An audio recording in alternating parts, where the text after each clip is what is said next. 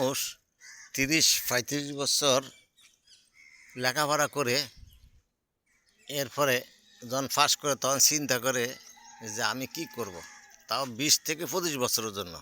অথচ যেই জায়গায় আমরা কোটি কোটি বছর থাকব অনন্তকাল, সেখান থেকে ফিরে আসার আর কোনো সিস্টেম নাই, কোনো নিয়ম নাই। কিন্তু সেই জায়গার জন্য আমরা কি করি?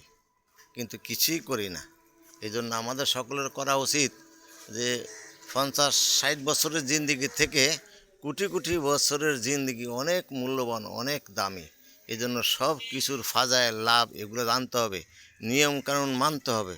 যদি নিয়মকানুন ফাজাইল লাভ না জানি, তাহলে আমাদের এই ইবাদত বন্দিগিতে তেমন একটা লাভ হবে না। যেমন একটা লাভের কথা আমি বলি, নামাজে যদি আমি দাঁড়াই, তাকবীরুল্লাহর সহিত ইমামের পিছে নামাজ পড়ি, তাকবীরুল্লাহর সহিত নামাজ পড়ার জন্য ১০০০ উট আল্লাহ রাস্তায় কুরবানি করলে যেই সওয়াব, সেই সওয়াব তার আমলনামায় দেওয়া হবে।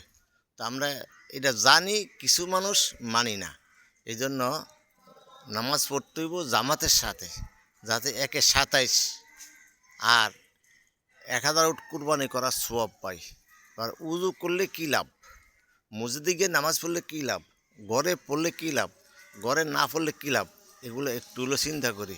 আল্লাহ আমাদের সবাইকে আমল করার তৌফিক দান করুক। আমিন।